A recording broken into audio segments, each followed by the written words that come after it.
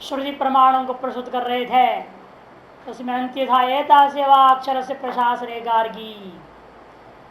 हे गार्गी, हृदय का है 389 एक अक्षर से प्रशासन, इसी अक्षर तत्व का प्रशासन में प्रशासन ये सारे जो है जावा प्रति वगैरह चल रहे फिर रहे इत्याद्या असंसारण एक नित्य मुक्त सिद्धौ श्रुतय इत्याद्या श्रुतय इत्यादि श्रुतियां नित्य मुक्त एक में आत्मा की सिद्धि में प्रमाण है समझो। सिद्धौ भवन्ति अन्वय एकस्य नित्य मुक्त से आत्मना असंसारण सिद्धौ इत्याद्य श्रुतयः प्रमाणः भवन्ति। स्मृतयश्च और स्मृतियां भी हैं और स्मृतियां भी है। 29वां सूत्र 29 सूत्र नंबर 29 है स्मृतयश्च। सहस्रश विद्यन्ते, स्मृतियां तो एक दो नहीं हजारों हैं, बोल सैकड़ों भी नहीं, शतशः नहीं बोल रहे हैं, सहस्रशः हजारों की संख्या। क्योंकि 18 पुराण 4 पुराण है कि नहीं, रामायण महाभारत ये सब स्मृतियों में है। इसमें तो ऐसी चीज तो हजारों बार कह दिया गया, एक दो बार थोड़ी, हर अध्याय में 2-4 बार आ जाता है। इसीलिए स्मृतियों का गणना क्या करना है, लेकिन आनंद के कारण उनको पता भी रहे हैं। यथा सर्वगतम सौक्ष्म्याद आकाशम नोपलिप्यते मनुस्मृति समम सर्वेषु भूतेषु गीता ईश्वर सर्वभूतानां भी गीता इत्याद्याः। यथा सर्वगतम सौक्ष्म्याद आकाशम नोपलिप्यते, सर्वगत है अत्यंत सूक्ष्म है, इसलिए आकाश में का समान बाह्य दोषों से लिप्त नहीं होता आत्मा। समम सर्वेषु भूतेषु अविभक्त विभक्तेषु इत्यादि शब्दों उनके द्वारा गीता में भी कह दिया गया है। सकल भूतों में समान है, अविभक्त विभक्तों में, और वह ईश्वर सकल भूतों के अंदर विद्यमान है। ईश्वर सर्वभूतानां निर्देश्य तिष्ठति ब्राह्मण सर्वभूतानि यंत्रारूढ़ानि माया, ये सब श्लोक। तब ने पूर्व पक्षी ने कहा था लेकिन ये सारी चीज हमारे मत में तो अर्थवाद है। उस आशंका तो अपने अभी तक जवाब ही नहीं दिया।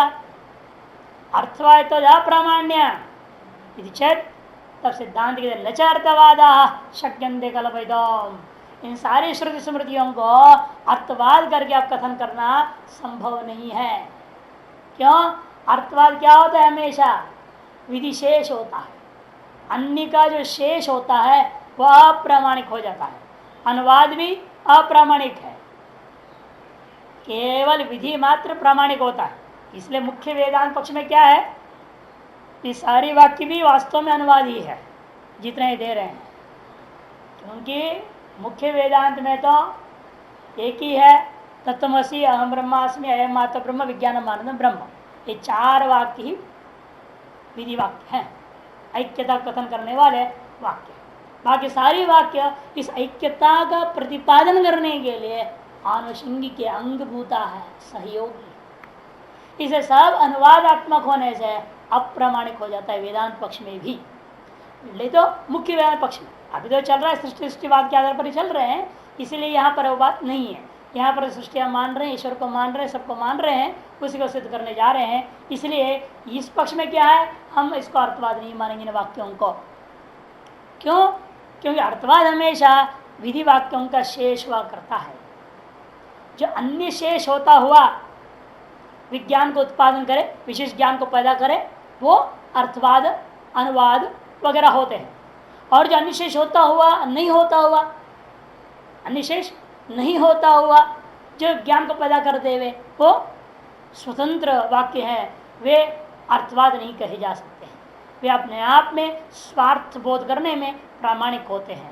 जैसे वज्रहस्त पुरंदरा, वज्रहस्त पुरंदरा, इसको मीमांसा क्या मानते हैं, भूतार्थवाद। जो विद्यमान इंद्र को ही कथन कर रहा है वो वज्रहस्त वाला है, उसका नाम पुरंदर है इत्यादि।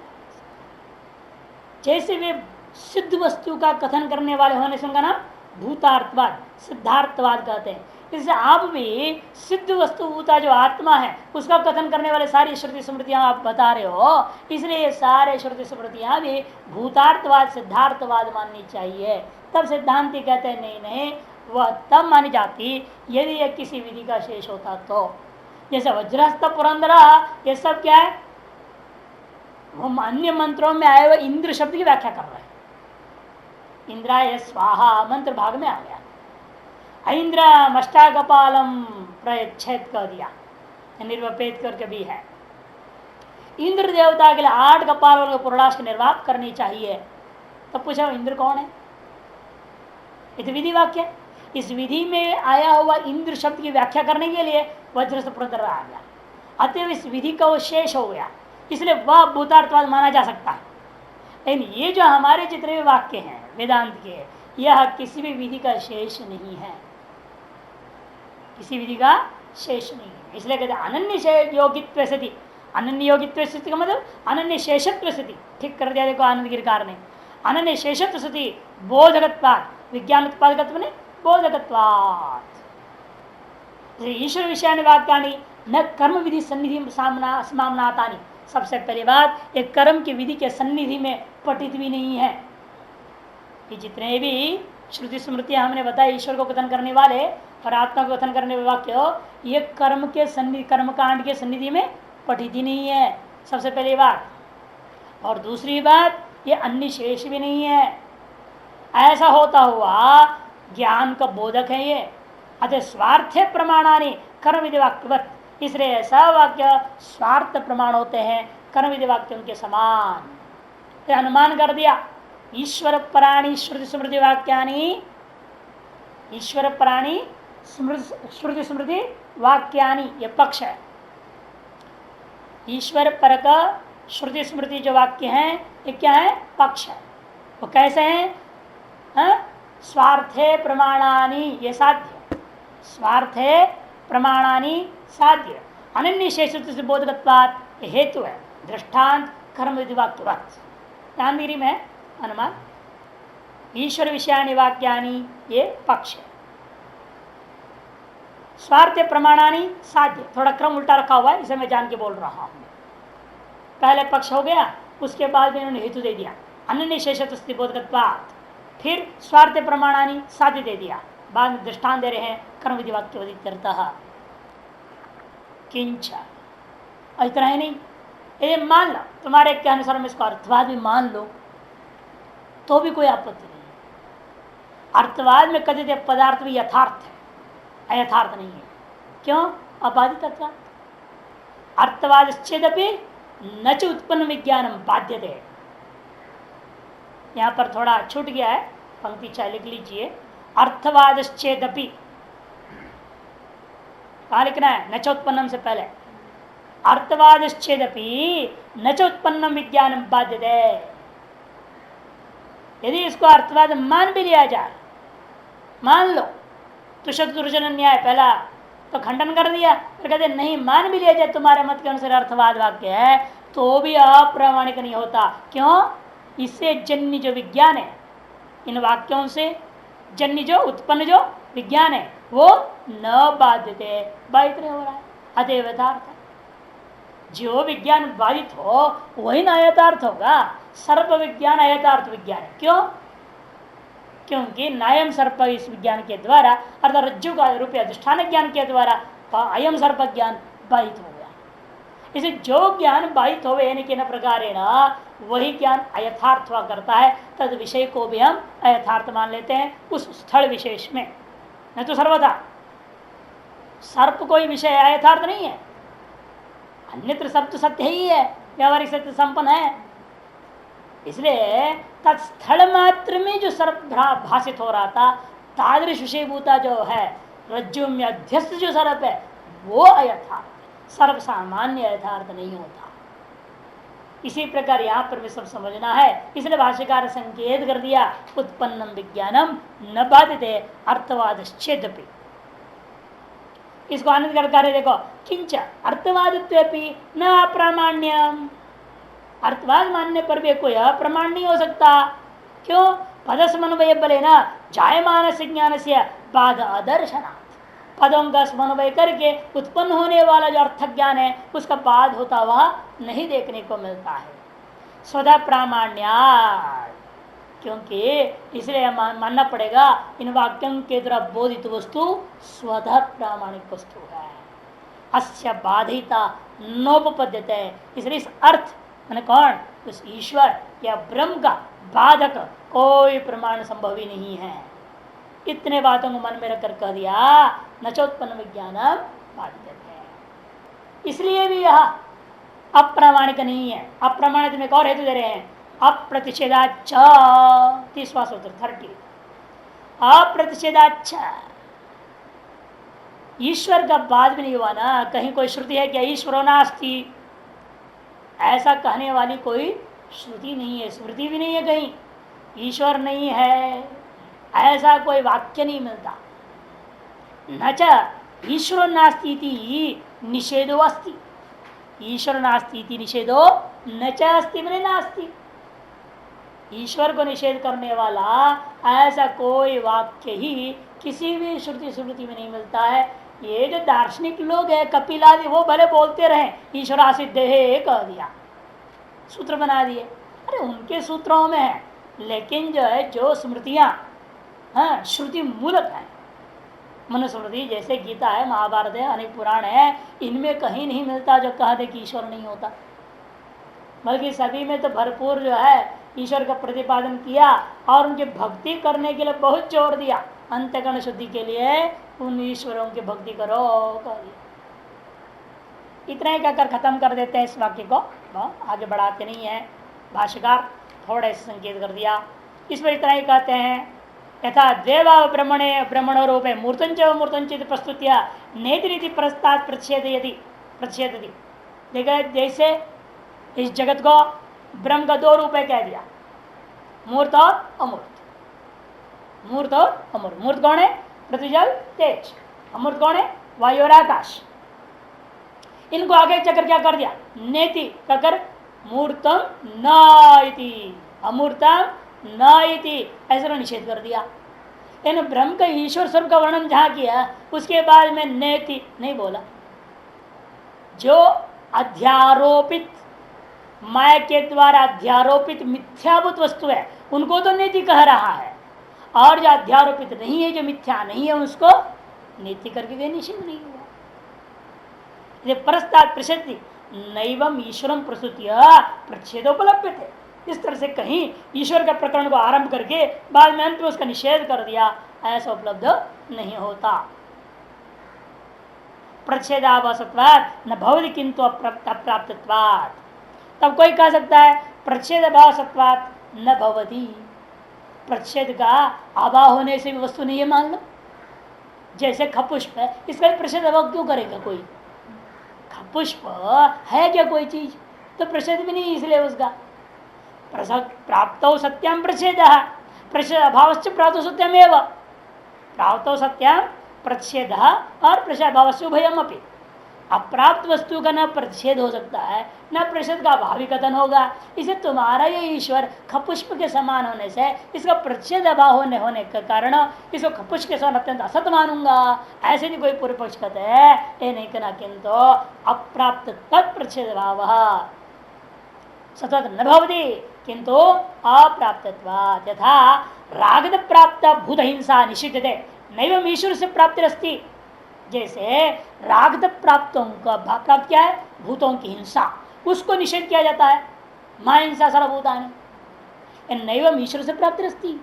पूर्व पक्ष कहता है तेरे ईश्वर की प्राप्ति तो है नहीं ऐसे कहीं भी किसी प्रकार से, यदि अन्यथा सिद्धिम आशंक्य, इसे तुम्हारे सारा वाक्य अन्यथा सिद्ध वाक्य।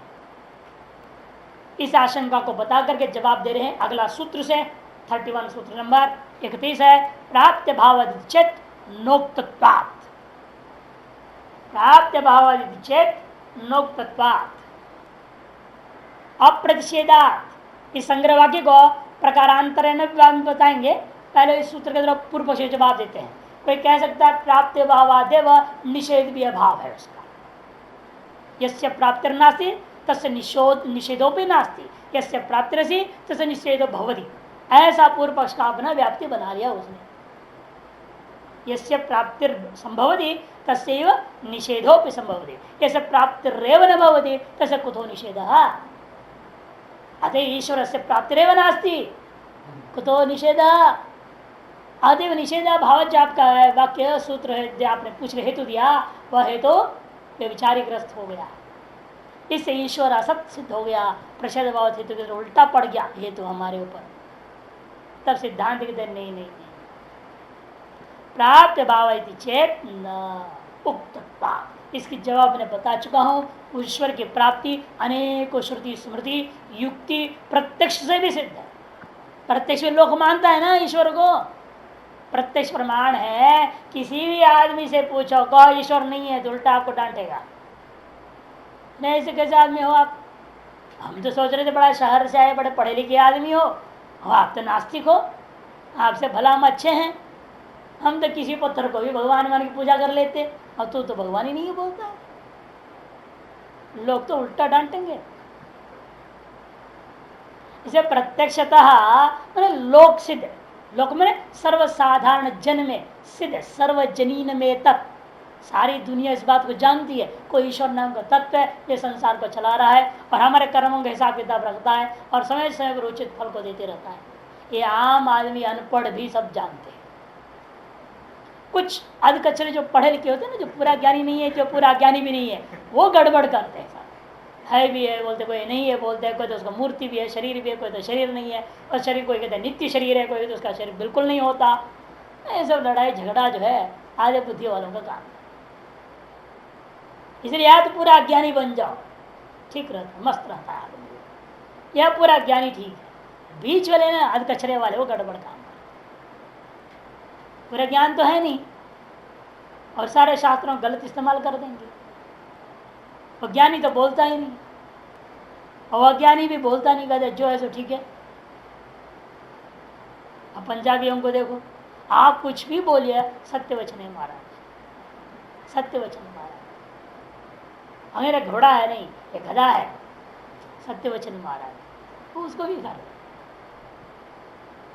आप आदमी नहीं हो फिर सत्य वचन महाराज। बड़े भोले होते हैं, सब समझते हैं महाराज क्या है, फिर भी कहते वस्त्र की इतनी इज्जत। कि गुरु नानक ने एक बार क्या किया कि किसी महात्मा ने धोबी को कपड़ा दिया होगा, ज्यादा गंदा हो गया होगा, धोने के लिए दे दिया था। अब सारे कपड़े लाल गधे के ऊपर धोबी ने क्या किया, वो साधु का वस्त्र ऊपर डाला। क्या वो नीचे डालना ठीक नहीं, तो गृहस्थियों के सब कपड़ा नीचे, ऊपर सबसे ऊपर में साधु का वस्त्र डाल दिया। अब वो गधा आ रहा था लदे हुए और हाँकते हुए ला रहा है धोबी। अब गुरु नानक ने देखा वो कोई महात्मा है, वो दूर से देखे साष्टांग प्रणाम कर दिया। फिर देखे तो गधा है, तो कोई बात नहीं, लाल वस्त्र पहना है ना, इस लाल वस्त्र का हमें इज्जत करना है, चाहे वो किसी पर पड़ा हो, चाहे गधे पर पड़ा है, चाहे घोड़े पर पड़ा है, चाहे पत्थर पर या आदमी पर है, इस वस्त्र का मुझे इज्जत करना है। वही परंपराओं के भक्त सारे सिख लोग वगैरह पूरे पंजाब ही हाल आज, जो लाल पहन के चला जाए वो गधा है, घोड़ा है, आदमी है कि राक्षस है कि कुछ भी है, उसको साष्टांग प्रणाम कर देंगे, सत्य वचन महाराज जो आप करें सब सत्य। इसीलिए लोक सिद्ध है, पहले बोल चुके भाष्यकार, लोक सिद्ध है। अनुमान से भी हमने सिद्ध कर दिया ईश्वर की जरूरत है, कर्म से व्यवस्था नहीं हो सकती है। श्रुतियां बताई है, स्मृतियां बताए हैं, उक्तत्वात्। इन चार हेतु से पहले ही मैंने कह दिया, दृष्ट न्याय अनुपपत्ति है, कहा था ना, दृष्ट न्याय अनुपत्ति है, और हेतुओं को प्रस्तुत किया, श्रुति दिया, स्मृति दिया, सब दिया। इसलिए कह दिया, इसका और कोई हमें जवाब अलग देने की जरूरत नहीं है, उक्तत्वात्। नहीं सदिवत प्राप्त भावात प्रतिषेध नारभिचेत न, पूर्व पक्ष है मैं से सर्वभूतानि इत्यादि, इसलिए निषेध आरंभ हुआ। क्यों? रागत हिंसा की प्राप्ति थी, अतः प्राप्त का ही निषेध श्रुतियों में भी होता है, और ईश्वर तो प्राप्त ही नहीं है, इसलिए ईश्वर की निषेध आरंभ नहीं हुआ है। प्राप्त क्यों नहीं है? क्योंकि है ही नहीं वस्तु। होता ये न के प्रकार कहीं न कहीं तो उसको प्राप्ति ये न के प्रकार माना जाता, और उसका निषेध अन्य प्रकार न किया जा सकता था। जैसे रागता प्राप्तता हिंसा, और श्रुति तो उसका निषेध हो गया। एक प्रकार से प्राप्त को अन्य प्रकार से निषेध कर दिया जाता है, और यह असत्य होने के नाते किसी भी प्रकार से प्राप्त ही नहीं है, इसलिए इसका किसी प्रकार से शास्त्र आरंभ ही नहीं किया निषेध करने के लिए भी। चेतन ईश्वर सद्भाव है, न्याय से युक्तत्वाद, ईश्वर के सद्भाव में अनेक प्रकार की युक्तियां, व्याप्तियां, हेतु वगैरह हमने कह दिया है। इस प्रकार से उसका परिहार समाप्त कर दिया। अब पहले जो वाक्य आरंभ हुआ था कर्म चेत न, उसको दोबारा उठाकर करें, अथवा दूसरे ढंग से उसकी व्याख्या की जा सकती है। अप्रच्छेद कर्मण फलदान ईश्वर कालादिना न प्रच्छेदो अस्ति। अप्रच्छेदात की दूसरे ढंग से व्याख्या कर रहे हैं, कर्मण फलदाने ईश्वर कालादिना प्रतिषेधो न अस्ति, ऐसा अन्वय कर। कर्म का फल देने में जो अप्रच्छेदात था ना, उसको इस ढंग से घटाएंगे। पहले लिया था ईश्वर नास्ति प्रतिषेधो न भवति, और अब करें नहीं, दूसरे से फलदान में ईश्वर नास्तिवाद फलदातृत्व निषेध नहीं हुआ, ईश्वर का निषेध नहीं पहला था, और अब ईश्वर आदियों में फलदातृत्व का निषेध नहीं, ऐसा। क्योंकि मुख्य रूपेण मीमांसक भी मंत्र रूप ईश्वर को मानता है ना, मंत्रात्मक ईश्वर है, और उस ईश्वर की इसलिए क्या है, विग्रह नहीं होता, वो फलदाता नहीं होता, वो ऐश्वर्य नहीं उसके पास, है ना, भोग नहीं लगाया जाता, ये सब बोला उन्होंने। वो ईश्वर को नहीं मानते से नहीं कह रहे, उनका कहना है मैं ईश्वर को मानता हूँ, वो मंत्रात्मक ईश्वर होता है, इसीलिए उसका कोई मूर्ति नहीं, हाथ पैर वाला शंख चक्रधारी तुम लोग जो कल्पना करते हो, ऐसा कोई नहीं जो वैकुंठ लोक में बैठा हो या शिव कैलाश लोक में बैठा हुआ आदमी, ऐसा हम नहीं मानते। विग्रह अभिशाम भोग ऐश्वर्य प्रसन्नता जो बताई गई है, वो ईश्वर के अभाव का नहीं, ईश्वर के 5 चीज नहीं मानता हूं। ईश्वर को मानता हूं, इन ईश्वर में जो 5 चीजें आप मानते हो वो मैं नहीं मानता। क्यों? हमारे ईश्वर मंत्रात्मक ही होता है, ये उनका सिद्धांत है। इसलिए ईश्वर नास्ते से जो पहला पक्ष था वो अन्यों के दृष्टिकोण से, अब मुख्य मीमांसा जवाब क्या दूंगा, इसलिए तुम जिस फलदातृत्व का निषेध कर रहे हो वह श्रुति में उसका निषेध नहीं है। कोई श्रुति ये नहीं कहता है ईश्वर फलदातृत्व नहीं है, ये तुम मीमांसकों ने कल्पना कर लिया, फलदातृत्व की अवश्य मानने की जरूरत नहीं है, क्योंकि कर्म ही फल दे सकता है, ये तुम्हारी कल्पना है। इस तरह से दूसरे ढंग से अन्वय कर दे रहे भाष्यकार। अप्रच्छेदात का मतलब है कर्मणा, कर्म का जो फलदान देने में, कर्म का फल देने में ईश्वर कालादियों में जो माना गया, अन्य समस्त आस्तिक दर्शनों के द्वारा माना गया जो फलदातृत्व है उसका निषेध नहीं हुआ है। अर्थात ईश्वर सकल कर्मों का फलदाता है, यह बात श्रुति स्मृति सम्मत है।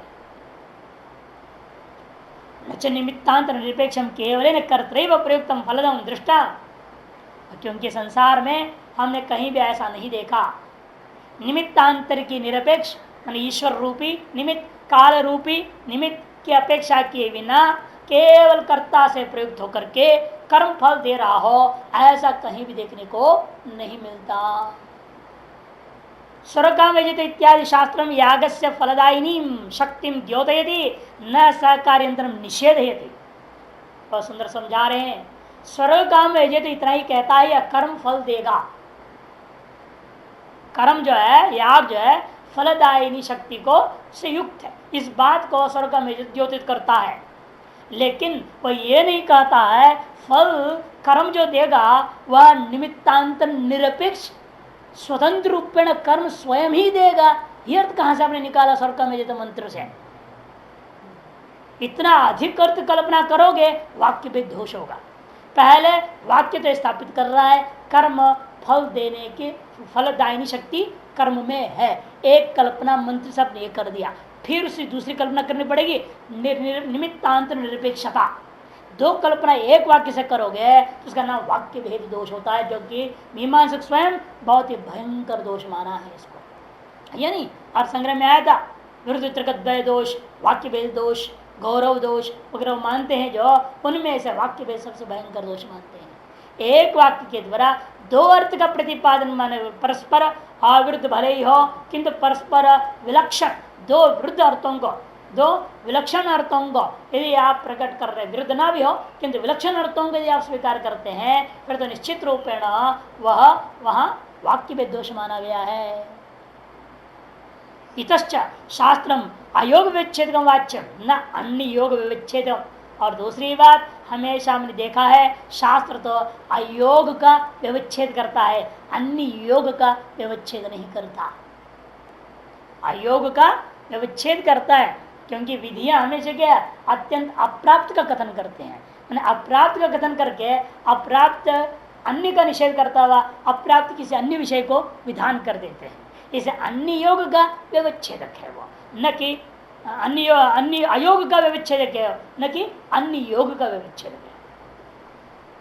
कैसे दृष्टांत समझा रहे को, स्रक चंदन वनितादि निमित्त निरपेक्ष से कर्मणा फल हेतुत्व अनुपलम्भात। क्योंकि जो है स्रक चंदन वनिता आदि जो वस्तु है वह निमित्त निरपेक्ष होकर के कर्मण फल हेतु अनुपलम्बात, निमित्त निरपेक्ष कर्म जो है फल का कारण बन जावे, ऐसा इन चीजों में देखने को नहीं मिलता। अतो यथा मानांतर सिद्धांत स्रक चंदनादि वनितादे है निमित्तत्व इष्टम, ऐसा प्रमाणांतर सिद्ध हो जो स्रक चंदन वनितादि हैं वे भी अपना फल देने के लिए किसी निमित्त की अपेक्षा जैसा करते हैं, उसी प्रकार से ईश्वर से आप इष्टमित्या, ईश्वर को भी आपको मानना पड़ेगा। कर्ता के द्वारा किए गए कर्मों का जो है फल प्रदान करने में बीच में निमित्तांतर रूपा ईश्वर को मानना चाहिए। न च निमित्तांतर निरपेक्ष, इसी को समझाया मूल में, न च निमित्तांतर निरपेक्षम केवल न कर्तृव प्रयुक्तम फलदम दृष्टम भवति। इसलिए भी आपको मानना चाहिए कि ईश्वर कोई फलदाता है। न च विनष्टो भी याग कालांतरे फलदो भवति।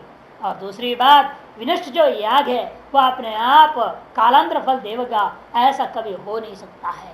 न च भवति नियत पूर्वक क्षण सत्वम ही प्रध्वस्त से याग से कारणत्व संभवात। क्यों? कारण जो है नष्ट हुआ जो याग है वह किसी के प्रति कारण नहीं हो सकता। नष्ट याग किसी का कारण नहीं हो सकता। जैसा किसी की स्त्री का नष्ट पति पुत्रोत्पत्ति में हेतु नहीं हो सकता, उसी प्रकार से यह कर्म जो नष्ट हो चुका है वो फलोत्पत्ति में कारण नहीं हो सकता। क्योंकि नियम है जो भी फल उत्पन्न होता है वह कारण क्या होना चाहिए, उसका नियत पूर्व क्षण वृत्तित्व। कारण का लक्षण क्या किया संतर संग्रह में, कार्य नियत पूर्व वृत्तित्व कारणत्व। कार्य का नियत पूर्ववर्ती, नियत पूर्व क्षणवर्ती होनी चाहिए वो, तब उसका कारण माना जाएगा। और कर्म तो कब नष्ट हो गया और फल तो अनेकों जन्मों के बाद मिल रहा है उस कर्म का। तो ऐसे उस कर्म को फलदान के प्रति कारण कैसे माना जा सकता है? और ईश्वर मानेंगे तो कोई समस्या नहीं रहेगी, ईश्वर तो नित्य है। इसे चाहे 1000 साल बाद में फल मिले उस कर्म का, तभी ईश्वर तो है ना देने वाला कारण। अतएव सकल कर्म फल जो उत्पत्ति पूर्व क्षण में ईश्वर की अस्तित्व तो है ही है, इसलिए ईश्वर में कारणत्व मानना ज्यादा उचित बनता है कर्म की अपेक्षा। कि नित्य पूर्व क्षण सत्वम ही कारणत्व न च अपूर्व द्वारा उपपद्यते है। तो पूर्व पक्ष कहेगा अरे भाई हमसे कर्म को हम कहते हैं, कर्म का तात्पर्य कर्मजन्य अपूर्व, और अपूर्व तो हमने कहा है सदा बना रहेगा जब तक फल प्रदान नहीं करता, फल दे करके अपूर्व नष्ट होता है। तब हम कहते हैं ठीक है अपूर्व द्वारे न जो आप कहते हो वो भी उत्पन्न नहीं हो सकता। असति द्वारवती द्वारत्व अनुपत्य है, क्योंकि किस चीज को आप निमित्त कारण मानना चाहेंगे वह भी किसी द्वारवान उस व्यापारवान को पकड़े बिना नहीं हो सकता। कि किसी चीज को जैसे हमने कह दिया ये हथौड़ा कील ठोकने का साधन है, ठीक है, जो हथौड़ा कील ठोक दे आपके बिना कैसे करेगा वो हथौड़ा जब तक किसी व्यापारवान पुरुष से व्यापार से विशिष्ट नहीं होता तब तो वह एक कील को भी ठोक नहीं सकता। कीलों पर पड़ा रहेगा और कील भी मस्त रहेंगे, कुछ नहीं होएगा। है कील रख दो और हथौड़ा रख दो और गए हथौड़ा चल तू सब कील ठोक दे, नहीं ठोक सकता। इसलिए कहते कि भाई जो द्वारवती विना असति द्वारवती, हाँ द्वारत्व में अनुपन्नम न औषध पान दृष्टांत। पूर्व पक्ष मैंने औषधि पान का दृष्टांत बनाया था ना, दवाई पीते पीते धीरे धीरे साहब रोग नष्ट हो जाते नहीं हो जाता, वैसे कर लो। कहते नहीं नहीं औषधादि अवयवाना, लेकिन औषधि भी तो नष्ट थोड़ा हो गया है, उसके अवयव अंदर बने हुए हैं सूक्ष्म रूप में। स्थूल अवयव तो नष्ट हो जाएगा, निकल जाएगा शौचादि के माध्यम से, शंका के माध्यम से, इन सूक्ष्म उसके अवयव बने हुए हैं अंदर में, वे वास्तव में लड़ते हैं। औषधाद्यवयवानाम संस्कृतानाम फलकाल पर्यंतम अनुवर्तमानानाम एव कालांतरी फल हेतुत्वाद इति प्रत्याह न च विनष्टोपि कालांतर फल तो भवति। क्योंकि ईश्वर के मामले संभव है, क्योंकि जैसा सेव्य बुद्धिवत सेवकेन सर्वज्ञ ईश्वर बुद्धौ, तो जैसा सेव्य बुद्धि के समान सेवक के द्वारा, सेवक क्या करता है, जब भी आएगा मालिक को सबसे पहले हाजिरी महाराज साहब मैं आ गया हूं, सलूट मारेगा वो, मैं आ गया हूं, मैंने हाजिरी दे दिया उसने। ये नहीं बोलेगा अपने आगे काम करके जाए और आप सोचेंगे वो आया ही नहीं था, तो कह सकते हैं ऋतु तो आया ही नहीं था उस दिन, अरे मालिक हम आए थे, तुम आए तो हमें क्यों नहीं पता है?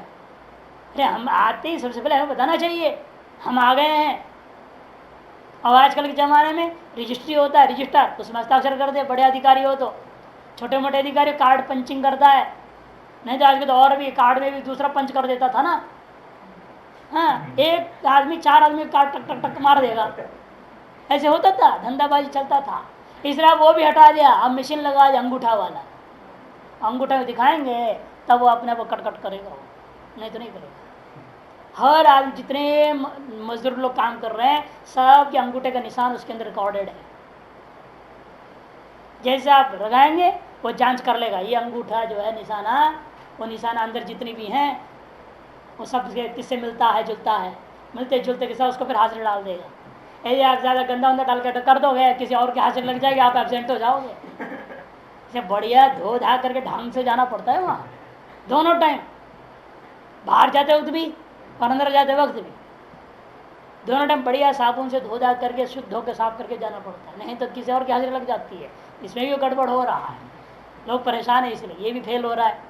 जो आदमी आया नहीं उसकी हाजिरी लग गई, क्योंकि अंगूठे में कुछ गंदगी थी, और वो अंगूठे जिसमें गंदगी के कारण से सारी जो निशान ठीक से उसको पकड़ नहीं पाया कंप्यूटर ने, उसने अंदाज लगा किसी और की तुलना कर दिया, किसी और को हाजिरी दे दिया, उसने ओके कर दी, और जिसका था वो एब्सेंट हो गया बेचारा। ऐसे अब 3-3 काम, बड़े बड़े फैक्ट्री में 3-3 काम करने पड़ रहे हैं, 3-3 रजिस्टर मेंटेन होते हैं।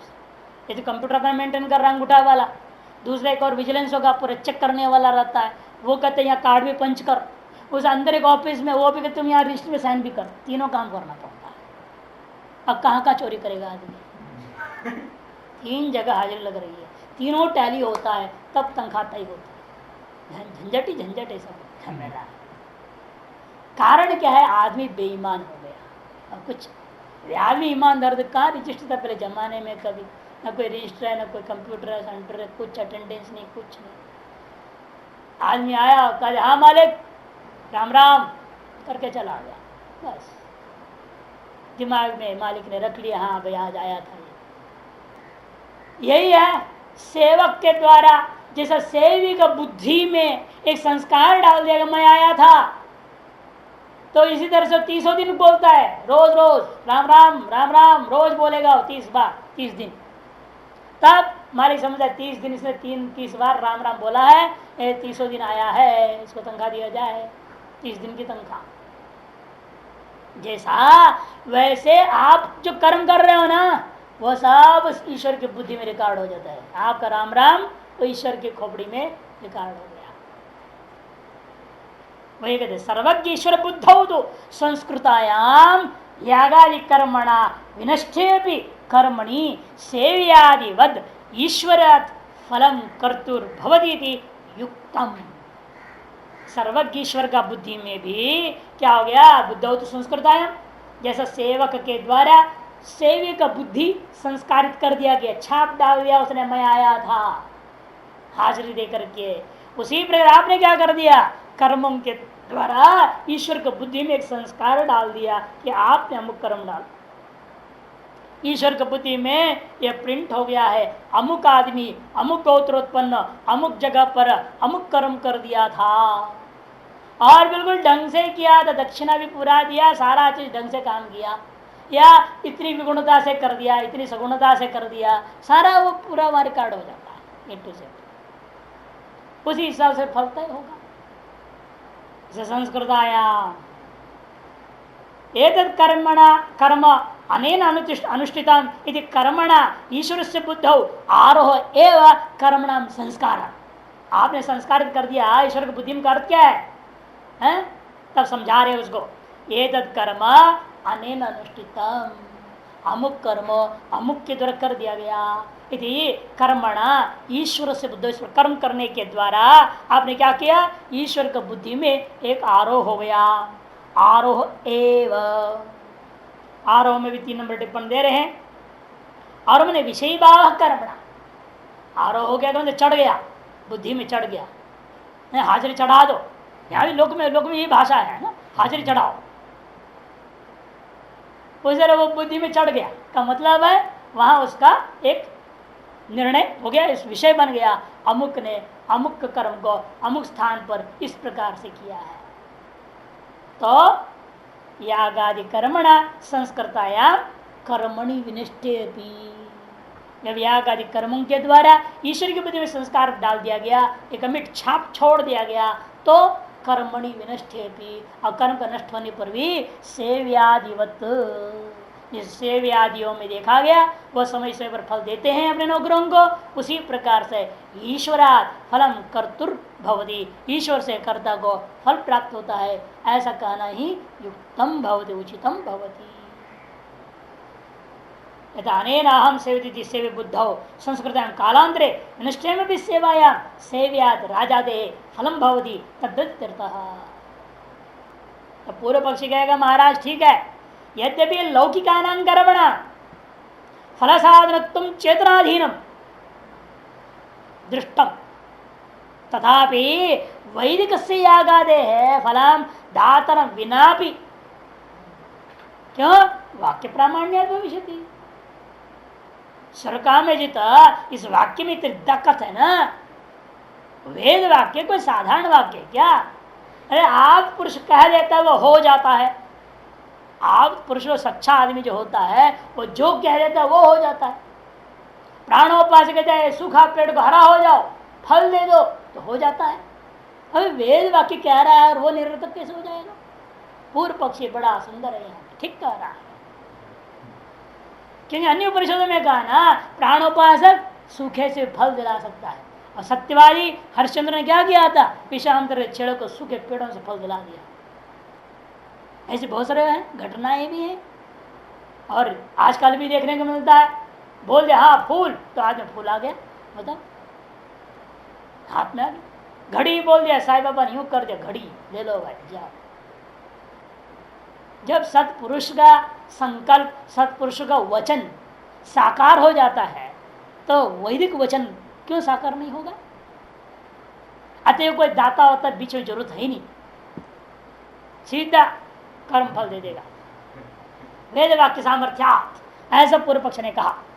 यदि आशंक दूर करते बोलते न तो पुनः पदार्थ वाक्य शतेना भी देशांतरिक कालांतरे वा स्वम स्वम स्वभावम जहति, क्योंकि पदार्थों का कभी देखा गया सैकड़ों वाक्यों की तरह कहने के बावजूद भी वाक्य शतेना भी, क्योंकि नियम क्या है शास्त्र तो ज्ञापकम न कारकम, और ज्ञापक होता है कारक नहीं होती। दातृत्व क्रिया है ना, दान रूपी देना रूपी क्रिया का कर्तृत्व का नाम दातृत्व है।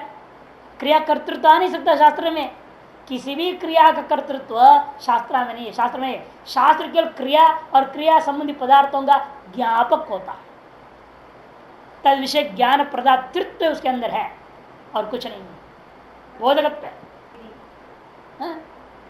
हाँ, विधि क्या कर रहा है? विधि कार्य कर देता है क्या? विधि आपको बोलता है करने के लिए, तो हमें बोध कराया ना, केवल कि हमसे करा दिया उसने, हमें करने के लिए बोध कराया। करना ना करना फिर अभी आगे ना, कर तुम अन्यथा कर तुम। जिसे विधि का आहार संध्या उपासित, आहार संध्या उपासित शुचि जीविन यावत जीवनम, जो शुद्धता पूर्वक जीवन यापन करना चाहता है उस व्यक्ति से यावत जीवन हर हर संध्या में उपासित। विधि तो है ये, कौन कर रहा है? कितने लोग कर रहे हैं? वही नहीं करता। तो विधि तो केवल ज्ञापन करा है ना। हमारे सर पर डंडा भी देगा, डरा भी दिया, नहीं करोगे तो नरक में जाओगे। हम नरक में जाएंगे, कोई बात नहीं, तो ठीक है फिर जाओ। और श्रुति क्या करेगी? अब आदमी जब एक का है हम नरक में जाने को तैयार है, तो क्या करोगे आप? श्रुति क्या कर लेगी? है या नहीं? तो इसलिए श्रुति चाहे विधियां हो चाहे कुछ भी हो, तो सारे माध्यम से, शब्दों के माध्यम से वस्तु का ज्ञापन मात्र कराता है। कर्तव्य अकर्तव्य का ज्ञापन करा दिया। इसलिए पदार्थों का मैंने सैकड़ों वाक्यों के द्वारा कह दो अग्नि ठंडा हो जाएगा, अग्नि ठंडा हो जाएगा, अग्नि चाहे 1000 बार बोल लो, क्या फर्क पड़ने वाला? किसी भी देशांतर में, किसी भी कालांतर में भी कभी भी अग्नि ठंडा होने वाला नहीं। पदार्थ अपने स्वभाव को त्याग नहीं सकते। इधर वाक्य शतेना भी देशांतरे कालांतरे वा स्वं स्वं स्वभाव पदार्थ न जहति, न पुनः जहति। नहीं, देश कालांतरेषु च अग्निरनुष्णो भवति। और स्पष्ट कर दे दृष्टांत से, क्योंकि किसी भी देश में, किसी भी काल में अग्नि का भी अनुष्ण नहीं हो जाता। ये कि आप कोई चीज का वजन किया, यहाँ वो 5 किलो था, वो अमेरिका में हो सकता है 4 किलो 800 ग्राम हो जाए, 200 ग्राम घट जाएगा। हाँ, हो सकता है कि ये जो गुरुत्व शक्ति है ना, कम बेसी हो जाती है। पहाड़ों में जाओ वजन बढ़ जाता है, जो यहाँ 1 किलो है वो 1 किलो 150 ग्राम हो जाएगा। ये देखने को मिलता है। इसी गुरुत्व शक्ति की न्यूनाधिकता में फर्क पड़ जाता है। अन्य स्थलों में, देश देशांतरों में अनेक कारणों से, एक कारण नहीं अनेक कारण। जैसे जैसे ऊपर उठोगे वैसे वैसे गुरुत्व शक्ति घट जाता है आकाश मंडल में।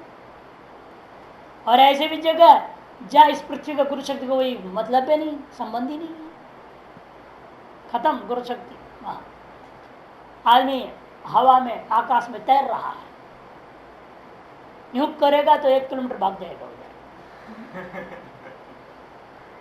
ऐसे ऐसे जगह स्पेस में। तो इसीलिए ये चीजों में थोड़ा बहुत अंतर देखने से वस्तु का स्वभाव परिवर्तन तो नहीं हुआ ना। वजन घटा बढ़ा कहीं पर, लेकिन अग्नि ठंडा नहीं हो जाएगा ऊपर में जाके। इसलिए कहते हैं देश कालांतरेषु च अग्नि अनुष्टो कदापि न भवति।